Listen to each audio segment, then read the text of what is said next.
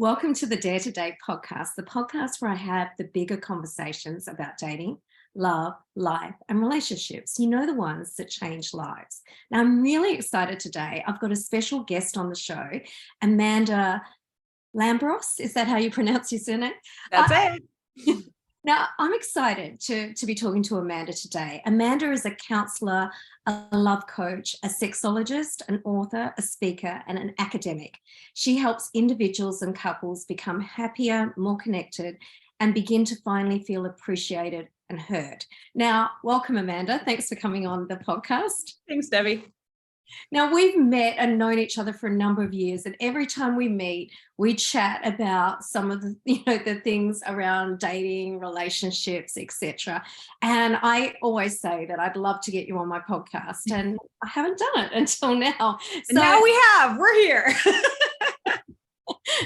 So I'm really excited. So welcome, Amanda. Look, I want to start off, first off, like at the moment we've got Married at First Sight on and people are seeing the Sexologist on there. So I'm just going to talk about that first. What is a sexologist and what do you do? I think that's a really great question because people have really weird perceptions with regard to what a sexologist is. And what it is, me in particular, I went and I studied a master's of forensic sexology. So it's not kind of like a make-believe course or pay for something over a weekend and get called something. So I think that's the first thing people need to recognize is that it's a scientific study of sex. So why it happens, how it happens, what can go horrifically wrong with it. So you really get a great understanding and knowledge base around like anatomy and physiology, understanding different sex cycles, and understanding like the ovulation cycle and a pregnancy cycle. Like there's all these different life cycles that we actually go through and how your hormones fluctuate. And I think what the problem is, people think sexologists, oh, you're going to teach us how to have great sex. Yeah. Yeah, there's a component of that. But in reality, a sexologist wants to make sure that you are actually physically healthy and capable of having sex. And if for some reason you can't, like, let's say someone comes to me and they're like, I'm actually struggling to keep a hard erection. Mm-hmm. So in my mind as a sexologist, I start going through a checklist, like, have you had any heart problems? Does this mean that you might have clogged arteries? Has this been occurring for a long time? Has this, is this new just to this relationship and it might be related to anxiety? And so there's quite a lot of things that we actually physiologically go through to check. And that's really what a sexologist is meant to do. A sexologist is meant to understand the anatomy and physiology. If things are going great, teach them how to make it even better. And if things have started to be challenged, it's like get on top of it and understand the underlying root cause of why that thing's occurring. Wow. I didn't even realize that's what a sexologist does. That's fascinating. So what made you decide that you wanted to study this? That's a great question. So in university, I have a few degrees, and one of my next component of doing my master's, I was either going to go into psychology, or like a behavioral science type thing. And when someone said to me, there is a thing called forensic sexology. And I was like, no, is this a real thing? And I looked into it deeper because two of my highest grades in my previous university career were human sexuality.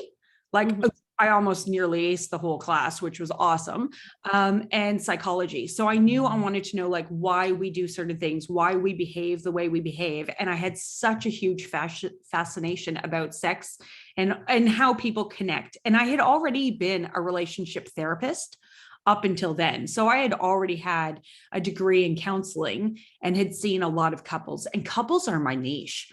And I thought, what better way to add to my already great niche than to learn about sex, which is one of the most fundamental things to link couples together beyond communication. So I was like, that's a win. And then I found out it was in Australia. And I was like, oh, shucks, I have to move to a hot island? Okay. And then I fell in love and I've just never left. Okay. That's fascinating. So tell me, you said your niche is couples. I'm always fascinated. At what point do couples come and seek help? And is it ever too late for a couple to be able to, you know, reconnect with each other? So where I almost roll my eyes instantly when you ask this question of like, when do people get help? And unfortunately, what I tend to find is that people tend to reach out for help roughly about 12 to 18 months beyond when they should have reached out for help. Yeah. Yeah. And if I'm going to be extremely biased in this topic, when people should reach out for help is as soon as they start a new relationship. Absolutely. Right? It shouldn't be like, hey, let's wait till stuff hits the fan and then figure out what's wrong, because now I've got underlying resentment or trust issues or commitment issues. Oh yeah, those are all really great issues to start a relationship with, right? So I'm like, why not just go and see somebody, go and see a relationship educator, a sexologist, a dating coach, a love coach, somebody who knows this knowledge as an expert. Go to them, get the knowledge you need to implement it into your relationship. Win, like start on the right foot. Instead, somehow along the way, and I'm sure you probably see this with the clients you see as well, they have this like preconceived notion that they know how to relationship. Yes. Like, oh, I know what I'm doing. No, you don't. You have no clue. You know, if everybody knew what they were doing, our divorce rate wouldn't be over 50%. Our second time marriage divorce rate wouldn't be over 70%. Yeah, absolutely. People need to be open to saying, hey, I actually don't know much about this. I'd love to go to an expert and learn about this. Like, I don't know about you, Debbie, but have you ever changed the oil in your own car? No. And why not? Because I don't really know how to do it. In fact, my first car, I blew up because I ignored the oil lights. So I'm not very good with oil in my car. So, you know, like that is a prime example of like, I wouldn't change the oil in my car. You wouldn't change the oil in your car. I'm guessing you probably take it to a mechanic who's an expert in the field and they do it for you. You pay for the service, which is an investment in your time and your knowledge. They do it. You walk away knowing that your car is ready to go for the next, I don't know, however long it needs to go afterwards. Right. Yeah. But somehow there's like a mental block in society that says, don't go and see a relationship educator or a love coach or a dating coach because something's wrong with you. Yeah. Which is crazy. Right. Rather than thinking something's wrong, think I actually don't know this and I want to educate myself to learn more to make it really successful. Yeah, because I think like relationships have the biggest impact on our lives over anything, on our health, our happiness. When you've got a great relationship, it benefits all areas of your life. And when you've got a bad one, it is really toxic. But I would agree with you. What I find is we just expect that we should meet the person, magically fall in love and live happily ever after. And you know, we tend to maybe watch our parents or what we've seen around us, but no one teaches us what or how to do. And, you know, I think, like you said, it's invaluable. Go to an expert at the beginning. It's so much cheaper than a divorce or any. Well, and that's it. Like years ago, I did a TED Talk and my TED Talk was called Date Night is Cheaper Than a Divorce. And I remember at first when I kind of like floated that idea with the TED curators and they were like, that seems pretty extreme, Amanda. And I'm like, but it is. That's the whole thing. Like people put all this effort into finding their person. Then they get their person. They're like, okay, we're good. Like sit back, relax. Like I've got this for the next 40 years. And I'm like, no. Whatever effort you're putting into finding someone, times that by like 10, 20, 30%. And that's what you need to sustain throughout a relationship. But then people turn around and they're like, oh, but that's hard work. It's actually not hard work if you learn the right way to do it, because the work ends up being fun. You love, you know, admiring your partner or talking to them about fondness or saying like, hey, I really appreciated that you did that. And it's like, oh, babe, no big deal. Like, you know, my husband might have mowed the lawn. Well, is it a thing he regularly does? Yes. Is it a thing that I do? Nah. But when I recognize that the lawn's mowed, I'm not going to be like, oh good on him. He needed to do that because that's his role. I go, wow, babe, I really appreciate that you took the time to make the lawn look great. Like, it's amazing. Thank you. Yes. So just showing appreciation. And people say to me, they're like, why do you go out of your way to say that? To show my partner that I've recognized something and that I appreciate them for doing something. Like, it's no skin off of my back to be able to do that. And it might make them feel recognized and appreciated. Why wouldn't you want to do that with your partner? And it's those little things that make such a big difference. I heard someone recently said, sometimes when your partner goes away, you realize the little things that they do for you that you take for granted. So they advise that you switch roles and you do those things for your partner to appreciate the effort that it goes in. Like if they bring you a coffee every morning, maybe you bring them a coffee and see the effort that it takes. But I think appreciation is a big one, and the small things you do often really matter in a relationship. And acknowledging those small things go so far. And like you touched on it earlier, like there's actually really, really good research that says people who are in happy and successful relationships tend to live longer.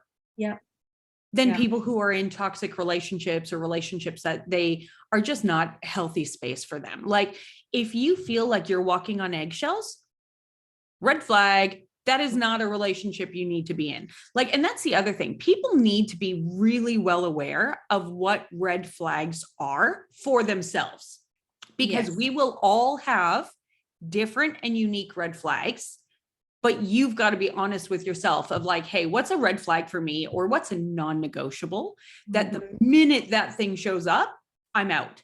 Has nothing to do with the person. It's not an attack on the other partner. It's, you know what? I'm very clear in who I am and what I want in a relationship.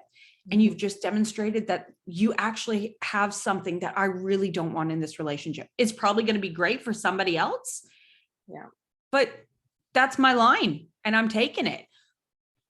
And I would say probably more than most, Debbie, you probably noticed this with your couples of like the ones who just hang on for longer than they should. And it's like, why are you holding on? Like if they've rocked up to the table with a non-negotiable, don't sit at the table with them. It's like, thanks, but no thanks, and move on. And people are like, oh, but I can't do that. Okay, so live unhappy. That's true. Right? Yes. So how many people do you find that are really clear about what their non-negotiables are? And take the time to think about it. Or do they just think, I'm magically going to meet this person? And I would say, because I tend to see the other end of the spectrum. You see the dating people. So you're getting them clear before they even go out into the big wide world, which is great. I tend to see the other end of the spectrum where they're already in an established relationship. It doesn't even matter if it's like 7, 10, 15 years down the track.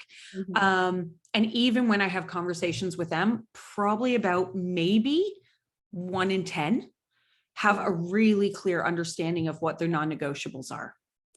That's really it is so low. It is really, really so low.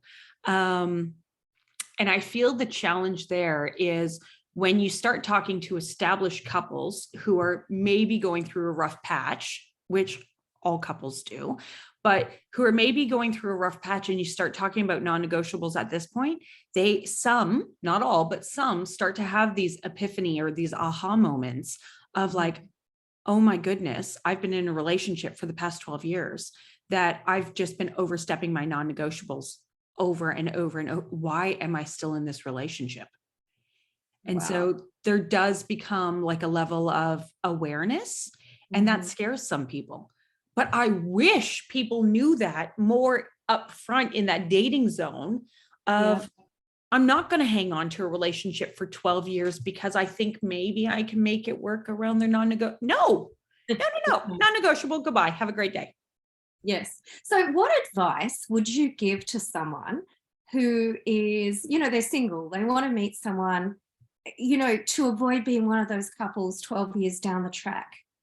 My biggest thing is get crystal clear on what type of relationship you want, why you want that type of relationship, and what your non-negotiables are. So it's almost create yourself like a wish list. here's the top 10 things I absolutely am looking for in a relationship. And I'm willing to accept that there's 8 out of 10 of those things. But if there's only 2 out of 10, probably not looking so good, right? Like that's a fail. But also have a list of, 5 to 10 non-negotiables that you just know absolutely no way are you willing to bend and be flexible for those things to appear in your relationships. Yeah. And I think I genuinely feel that if people did that from the outset, hey, grassroots before I even get into a relationship, if people are clear with what they're looking for, it becomes so much easier to go out looking for it. Absolutely. And when you talk about non-negotiables, you're not talking about the superficial stuff like he's 6'2" and, earns X amount of money and, north of the river. Yeah, they north versus south. No. And I'm glad that you picked up on that, because I do think some people think like, oh, well, a non-negotiable, oh, he hasn't hit 6 feet tall, I don't want to be with him. That's so superficial. That is not what you need to base a relationship on. And if you plan on having a long-term relationship, a lot of those superficial things really don't matter because they change so dramatically over 40 years. So they might be a nice to have, but they are not a required. And so go ahead. I was thinking some of the best looking people can be really ugly inside when you're in a relationship with them. Ding, ding, ding. And do you know what I mean? You forget how they look, but if they're kind and emotionally intelligent, that over time matters so much more. And I see people put so much weight and value on looks. And I don't think you have to, you don't have to be with someone you find repulsive, because relationships don't work that way either. No, there needs to be that fine line, but there needs to be an understanding of, something like looks are going to change over time, and I always say to people, are you looking for a girlfriend or are you looking for a wife? Are you looking for a boyfriend or are you looking for a husband? Because depending on what you're looking for will kind of technically be 2 totally different lists. Yes. Because a boyfriend is not necessarily husband material and vice versa. Yeah. And I think that's the challenge where people go, oh, I think I'm going to date this person and maybe I can make them my wife. And it's like, actually that person has really great dating qualities, but no wife qualities that you genuinely want, that you've actually thought through. But if you're not clear on what it is that you want, then you have no clue. You get into a marriage with this person, husband or wife, and then you go, what was I thinking? They were a great girlfriend, boyfriend, but man, when it comes to wifing or husbanding, what was I thinking? And a lot of people get stuck in the rut. And what I mean by that is they get into a relationship in a dating sense. And then they go, okay, we've dated for 4 years now, because I've just kind of status quo'd this. Like, it's been nice. It hasn't been horrible. It's been okay. Man, everyone says by the time I hit 4 years, I should turn them into my fiance. And then once they're my fiance for X amount of time, then I should marry them. And holy crap, now I'm in this relationship. Crap. Now people are telling me I should have kids with them. And they get into this like, shoulda rut. Instead of recognizing, I genuinely don't want this as a relationship, or I genuinely do want this as a relationship. Yeah, that's really good points. And how much of a role do you think, like in those early days, the honeymoon stage, chemistry, it shuts down the left frontal cortex. So you're not very objective if you're not clear. Like, I think it allows you to see this person and just overlook anything else, anything else, and people around you can see it, but you just you don't care until 3 or 4 years down the track, and it's like you wake up with a hangover and go, how did I end up here with this person who totally agree. And I think that's why it's so important to be clear from the get-go. So that when that does happen, so that it avoids that happening. But again, people, and that like rose-colored glasses loved up phase is amazing. It is. But there's also the ability to carry that on in your relationship. Like Mhm. I look at my own relationship, I'm 18 years on, and I still like when my partner walks through the door, I'm still like, hello, you are mine, like, and that's the thing that I love to create in my couples. Yes. Like the people who work with me, they shouldn't be like, oh my God, we're 18 years on and I can't stand my husband. I look forward to going on vacation with my girlfriends because I just don't want to be anywhere near my husband. I'm like, what? That like hurts my heart to hear shit like that. Absolutely. Because it's like every year it should get better. You should fall further in love with your person. Like those rose-colored glasses should remain on if Yes. you both choose to develop a really great, healthy relationship. Yeah. Yeah. But if you don't have the skills to do that, you got rose-colored glasses. Science says 18 months, that's all it should last. And then it's downhill from there. And I'm like, oh my God, no. Like with that kind of knowledge, you go, God, I never really want to be in a relationship more than 12 months. And a lot of people do that. They You get got it. this continual, they don't have a relationship longer than 2 years. And it's why, because it's that high and excitement, but I don't know. I think the relationships go beyond that are so much better. Like you said, when you've got that trust, it's different. It's wonderful. And it's possible for anyone if they do, take the right steps. So what the other question that I wanted to ask is, there's some research, and I'm not sure if you've seen it, where they reckon there's relationship Groundhog Day, that people come out of a bad relationship hell-bent not to do the same thing, and they choose the same type of person over and over again. And I think they said people can do one of two things. They can either change themselves, because we go into relationships with our own toxic patterns and triggers. Absolutely. Or change the type of person you choose, but you've got to learn some lessons along the way. So what advice would you give people, and what do they need to work on? Why they're single and waiting for their person, or not waiting, but actually actively looking. They've been waiting. Debbie, I think the important thing about that is I would actually say you need to do both. Mm-hmm. You need to work on yourself, and you need to work on finding the right person for you. Yes. And so it's kind of like the double-edged sword. Like you can't do one and not the other. You can't do all this work on yourself and keep going back to toxic people. Yes. No. Like do the work on yourself and find the right people. So I think one of the best things there is a lot of people, what they also don't recognize is that we shift with life, with age. So the person I was at 16, 17, 18, when I first started my dating career, I'm going to say, is definitely not the same person I am at 40.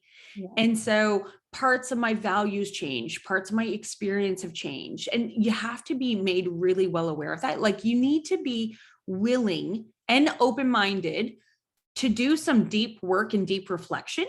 Yes. To go, who am I and what am I looking for? Now, there's some brilliant relationships that start out when you are a teenager and they choose to grow together.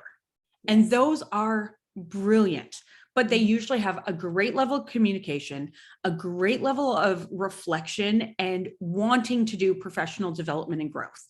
Yes. When those are, I look forward to those. I maybe get like 2 a year like that I'm like, oh yeah, I'm so excited.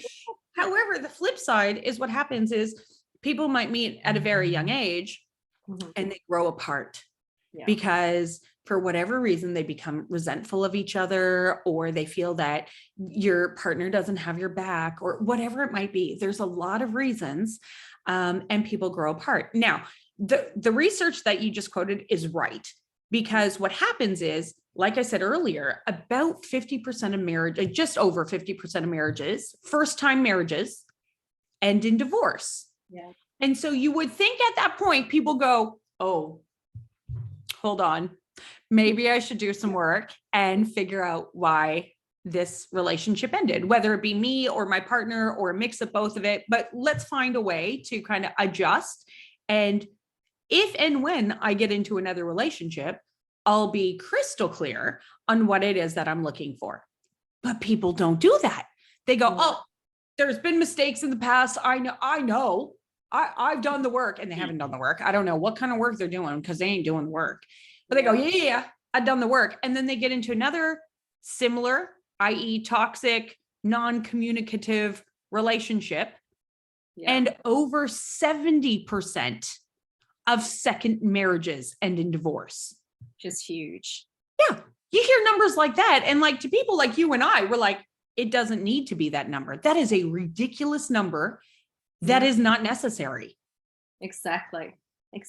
So invest in some of this stuff so you don't become a statistic, is what I would say, because it doesn't have to be that way. Well, and the other thing, and there's really great research around this too, is that people typically invest more in their wedding attire than what they invest in their relationship for the duration of their relationship. Wow.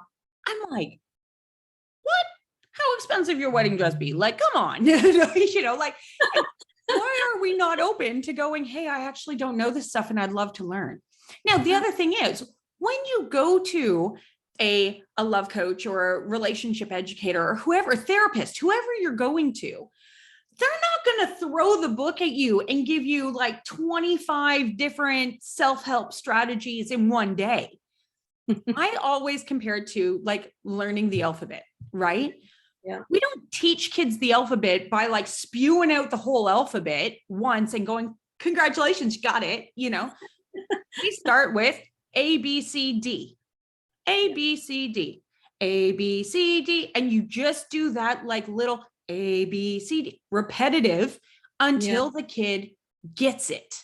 Yeah. And then once they get those first four and you get ecstatic that they've got it, then you move on to E, F, G. So you then have like the next little bit, right? Yeah. That's what relationship education, that's what therapy, that's what personal development is all about. It's let me teach you a chunk, go away, master the hell out of that chunk. Yeah. Come back, let me teach you the next chunk. Yes. That's what it's meant to be like. But I think there's a fundamental problem when people go, hey, I'm coming, I only need to come once. Nope, this is called an investment. This is not a one and done. And I think that's where a lot of people get challenged. And I'd put that out to you as well. Like, do you feel that people come to you and go, hey, I'm going to see Debbie once, and I'll get all the knowledge I need, and I've never got to come back and see her again because I'll know everything? Yeah, they do. People want quick fix. They want an instant solution. And like you say, it really doesn't work that way, because you've got to master some things. And you don't know what you don't know either, do you? Like I feel like what we do in relationships, we do automatically without thinking it. We're not really aware of it. And if you want to change anything, like you said, as an adult, it's repetition. Like you cannot just, I think I see a lot of people with a lot of awareness and they know where they're going wrong, but they can be so focused about their problems that they create more of them. Do you know what I mean? Awareness, you kind of got to be aware and then create something different or learn the new skill, but not get stuck in, well, I just sabotage all the time, or I just choose the wrong person. Like it's just a fact about them. Yeah. And it's like, well, that's cool, but that doesn't need to be your storyline. Yeah, exactly. Like if you've got the awareness, that's the first step. Yeah. Awesome. Now you've got the awareness. Brilliant. Now let's move on to the next step and make sure that you're not looking for the same person, or that you're adjusting the way you need to adjust, or even if it's something simple like taking a pause while your partner is speaking to you before you respond. Yes. Sounds like super easy, but how many people do it, right? And so I think that's the other challenge for a lot of people when they do decide to get any form of therapy or education, is they go, yeah, but this is too easy. Correct. It's not rocket science. Yeah. And it is easy. And that's why people don't do it, because they go, oh, this is too easy. I should know how to do this. And I'm like, but should know how to do and do are two totally different things. Yes. Yes. Yes. And so don't discount the simple things and how effective they can be. And like how we started this conversation with, acknowledging your partner for the tiny little things. When's the last time that you just, straddled your partner on a couch and made out with them just for fun? Like, you do it while you're dating. Why ain't you doing it during your marriage? Oh, my kids might see me.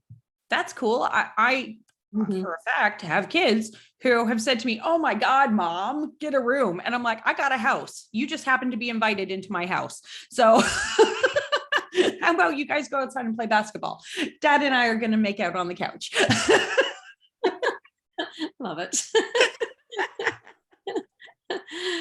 One question that I meant to ask you before is, when someone's dating, the whole having sex thing, right?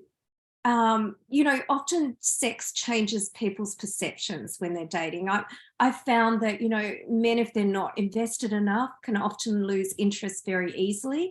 Women have sex and become over-invested in a relationship that's not going to go anywhere. So I'd love to hear your thoughts and advice around when's the best time to have sex, and even the effects that sex can have, good and bad. Oh, sex is one of those it's just such a fun thing that it should add to the relationship, but it shouldn't keep you stuck in a relationship. And like you said, like, women tend to be a little overinvested and kind of stay in a relationship longer than they should around sex. Whereas men kind of go, I'm done, out we go, And we do know there are fundamental gender differences with regard to how we perceive and use sex. And I wish people just used sex within a relationship as like a highlight, rather than we must have sex 3 times a week, otherwise something's wrong with us. And it's like, who told you that? Because again, as your relationship matures, the ebb and flow of the frequency of your sex life is going to change. When you're pregnant, you tend to be a little bit hornier just because you got hormones flooding through your body that you're like, hey, I want a lot more sex. When you've just had a baby, the hormones rush out of your body basically when you give birth, and you're like, you know what, don't even touch me. Like, please don't even play with my boobs because I don't want to be touched, So there's super ebbs and flows as people age, and maybe women go through perimenopause or menopause, or if they have a mental health challenge like depression, or they're put on medication, even if they're put on medication for depression or medication for a surgery that they've gone through, that also has an impact on your sex life. So sex frequency shouldn't be the underlying dictator of how successful your relationship is. Yeah. And I think that's where you go, like where I go back to, is this a girlfriend or is this a wife? Is this a boyfriend? Is this a husband? Because in a partnered relationship where you go, actually, this is the mindset of like, this is my partner, my life partner, the person I've chosen to be with. You recognize that sex will ebb and flow. Yeah. Yeah. And so go ahead. About that enough? Or even understand, and I don't know, issues around sex and talking about it. It's like so taboo. People are like, oh, I don't want to talk about it. I'm like, but the majority of the world's population, like 98.9% of the world, has sex pretty regularly, and yet we don't talk about it. Yeah. And then when maybe a sex problem comes up where, a man can't maintain their erection or get an erection, or a woman can't self-lubricate properly, or there's all these sex issues that come up. And rather than just talking it through with your partner, like, hey, I've been put on a new medication. It turns out this medication makes me like dry as dry can be. For the next, 3 months while I'm on this medication, we're going to need to use lube. Okay, cool, no problem. Yeah. Instead, we feel embarrassed or ashamed and we don't talk about it. And then we avoid our partner. And then the partner's like, what's wrong with me? Did I do something? And it becomes this walking on eggshells, which is poor communication, which starts to dissolve a relationship. Yeah. Yeah. And I'm like, I guess for me, because I have this knowledge, I step back and I look at it and I'm like, your relationship didn't need to dissolve over the fact that your partner's on new medication. But that's exactly what's occurred, because you didn't have the conversation, the honest conversation at the start to say, hey, I don't know what's going on with my body, but like, I'm still attracted to you. My libido's gone. And it's like, well, go and talk to a sex therapist and go, hey, I'm really concerned. I had a really high libido and now it's like non-existent. What's happening? Yeah. That's where a sexologist would really be able to help, because then they would send you to a GP, get your blood work done, see what your hormones are doing, see if there's another reason, an underlying root cause of what's causing this. It shouldn't just be, hey, we're having lots of sex, therefore everything's great. Or, hey, we're not having sex at the moment, therefore everything's horrible. Yeah. Do you know what I have heard from couples where people have broken up and the guy is very desperate to get the woman back? That they found that the woman's found that the sex drive is non-existent. So she feels like she's no longer attracted to him anymore. Mm-hmm. Which, do you know what I mean? Relationships go through those ebbs and flows. And I don't know if people quite understand that as much, especially, I don't know, a lot of the younger people that I might work with, they feel like it's either attraction or not attraction. Yeah. And I think that's a big challenge, because in reality, people don't know that there are these ebbs and flows. Like, we're not educated about that. If you think back to like grade school stuff, even the schools that are doing some level of sex education, they're not genuinely doing relationship education.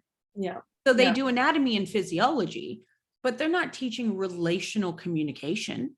Yeah. They're not teaching, hey, by the way, these are some things that the ebbs and flows of relationships that you may come across in the duration of a relationship, regardless of how short or how long that duration is. Yeah. We're not taught that. No. And so it goes back to the same problem of, we're kind of told, like Hollywood tells us, find your person, make it last. We're not going to teach you how, but good luck. And I'm like, oh, yeah, exactly. Like, they make it work on like Hallmark movies. Why can't I make it work? And I'm like, do you know, I remember, I was married for 21 years and I divorced. And I remember watching The Notebook, getting really angry with that movie. I'm like, it's easy to fall in love. Tell me how to still be in love 40 years later and how to make that work and navigate that. And I remember thinking, no one tells you how to do that. You know, and nowadays I've gone into study and look and, get to the bottom of what it takes. And nowadays I know, and I often wish I knew what I knew now back then. Yeah. It could have been a lot different, but I didn't know the answers. And I think some of my passion in doing this is I want people to have that wonderful relationship the first time around. So they don't have to do the second time, or if not, if they're choosing the second or the third time, to kind of know some of this stuff. To genuinely make it work. Yeah. And that's the whole thing. Like, probably the biggest gurus around relationships are the Gottmans. So husband and wife, John and Julie Gottman, they prolifically write. They do a huge amount of research. They're fabulous at what they do. But even in what John says, is he says he can pinpoint a master or a disaster of a relationship in less than 5 minutes. And I genuinely feel the same way. Like, I've done this work for over 22 years. Wow. I can listen to a couple sitting on my couch, and within the first 10 years or 10 minutes, I kind of go, wow, they are a disaster relationship. Or the majority of this is a really great master, like very successful. And now they're just looking for an additional strategy. Like, the strategies they've used have been pretty good up until now, but now they just need this one other thing. Yeah. And there are relationship courses. That's what blows my mind. People are like, I don't know where to do this. There's places to do this. There are different types of relationship education courses that you can take at any point in your relationship. It doesn't need to be like, sorry, you're not engaged, you can't do this. It's like, you could be dating, you could be engaged, you could be married 5 years, married 20 years. And if you really want to learn those skills to implement into you can, but it's going to cost you something. There is an investment. And I think people limit themselves when they're like, oh, it's going to cost that much. Yeah, no, never mind. And that's why I loved my TED Talk of date night is cheaper than a divorce. Because if you actually did the math on what a divorce costs fundamentally, Mhm. you would invest in your relationship. Absolutely. Right? Like, Absolutely. But you know, I do love, you mentioned the Gottmans. I love their stuff because they give you really actionable things like, you know, the love prescriptions, the 8 dates for couples that they can do from the beginning. And I think they said in their latest book that even if people read their book, they would be ahead of those that don't read their book. I know, like go out, spend the, I don't know, $25, get the book, do the work in the book, like read it, implement it. You're light years ahead of other people. Yeah, absolutely. And there's people who invest in all these other books. And it's like, then buy the one about your relationship. Right? Absolutely. Absolutely. And, you know, I guess that's one of the things that I do. I've been a Gottman therapist for probably like 15 years now. And I run a lot of the Gottman workshops, and I think they're brilliant. And some of them I run online because I recognize people don't want to air their relationship in front of others. But I've got to say, some of the most successful, like I run a couples retreat offshore, and some of the most successful things I see in the couples retreat is when you have 10 couples in a round circle around and they're sharing and they're like, oh, you guys do that too? Like there's this normalization of it. Yeah. And there's these aha moments like, oh, it's not just us. Yes. And so that's why, like, I love running my couples retreats because it's fundamentally so brilliant to see people go, I want to learn these strategies. I'm going to learn them in a short amount of time, and I'm going to go away and implement them. And then I'm going to touch base with you over the year and tell you how we're doing. Yeah, that's amazing. So when are you going to run another one of these? Because that sounds wonderful. So I run them 4 times a year. My next one coming up is August. So I have all that kind of stuff on my website that anytime I do have one coming up, I usually have a wait list. And so sometimes if the wait list is too big, I just take it completely off of my website because then I don't want there to be, I only accept 10 couples. It's 20 people. It's nice and it's intimate, and you still feel that you're getting one-on-one care. You still get to see me one-on-one. And you don't feel like, oh, well, there's 50 other couples there and I'm just a number and Amanda doesn't care about me. And so I've strategically designed them that way so that they genuinely feel that they're getting good quality care. They're going kind of remote. They're going in a place that they're not around kids if they have kids. They're not around family and opinions and all. They can genuinely just reconnect with one another. And I think that's a cool thing. So when I have a wait list, if I know I have a wait list for the next one, I just take them off my site completely because I don't want people to go, oh, I'd like to do that, but when can I do it? And so I kind of give out the dates. And if I have space available, then I kind of tend to show them up. And I know that the one coming up in August, I think I have like 6 spots left. But I don't know if it's on, I'm gonna have to check. I don't know if it's on my website, but I love that stuff. But people, fundamentally what happens is people typically call me and then say, hey, Amanda, we're really interested in doing one of the couples retreats. What are the upcoming dates? Just so we can think about it, or, you know, get the right babysitters for kids or whatever it might be, like put their life in order so that they can come. And it's only 3.5 days. So it's not like you got to take a month off to focus on your relationship. It's like, go somewhere, reconnect with each other. And there's a whole bunch of other things done. But I think that's another thing. That's an investment in your relationship that, again, a lot of people don't do. Yeah. Yeah. Attending your events, Debbie, is a relationship investment. You know, it's a relationship in themselves, or sorry, an investment in themselves where they get to learn so much more about themselves to be able to date properly. Yeah.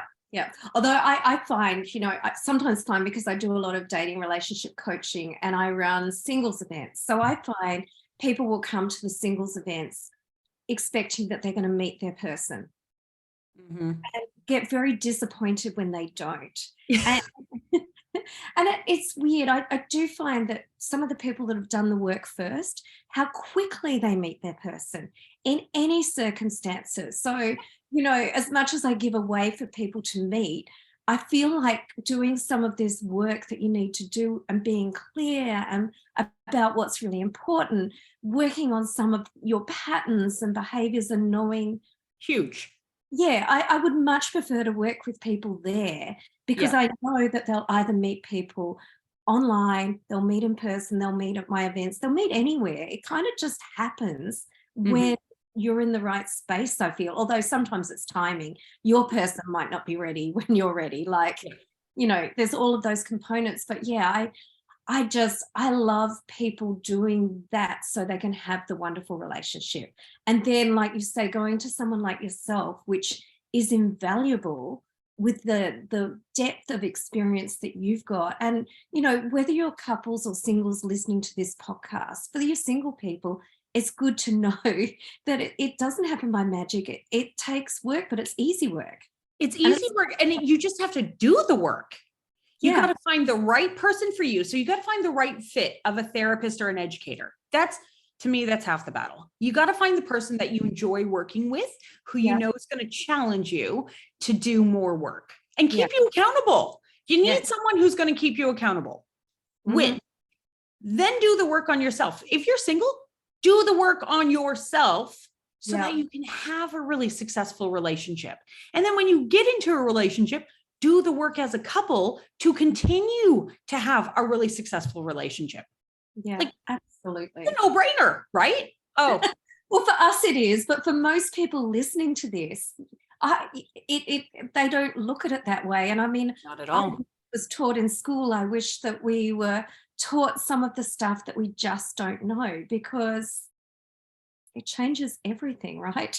Fundamentally. And, I'll bring it back to what you said earlier of like, when people are really clear with themselves and happy and self-assured and have confidence and all, then they go into a relationship that way. Yeah. And when you're in a happy and healthy relationship, it literally seeps out into every other part of your life. Absolutely. You end up being healthier. You end up enjoying your job more. You enjoy raising kids more. You enjoy making social connections with neighbors more. But if you're unhappy and everything else is unhappy, it implodes. Yeah, it implodes. Yeah. Right. So it's kind of like, do the work to be the best version of yourself, to then bring the best version of yourself to a great relationship. And then both of you in that relationship, or all three of you, or all four, depending on what kind of relationship you're having, do the work collectively to have a really successful relationship. Yeah, absolutely. Absolutely. Well, it's been an absolute pleasure talking to you. So before we end, how can people find you? Like, where can they find you? I would say easiest way to touch base with me or get to know more about me is go straight to my website, which is www.amandalambros.com. You can just kind of Google me too, and you'll find heaps of information. I'm pretty prolific in the media. So if you want to Google Amanda Lambros, you absolutely can. Take the time to watch the TED video. It's, 12 minutes of your life that will possibly add a lot of value if you implement it. So go to my website. There's heaps of information on there. I have heaps of free resources that people can download and get further information. Use it. It's there for a reason. So thanks, Debbie, for this opportunity. It's been really great. It's been really good. I could talk to you forever, but I finally love that someone's on the same page of like, just do the work. It's simple work, but it takes effort. Yeah, but so worthwhile. So it's been a pleasure, and I'm sure we'll talk again on the podcast. Absolutely. Thanks so much. Have a great day. You too. Bye.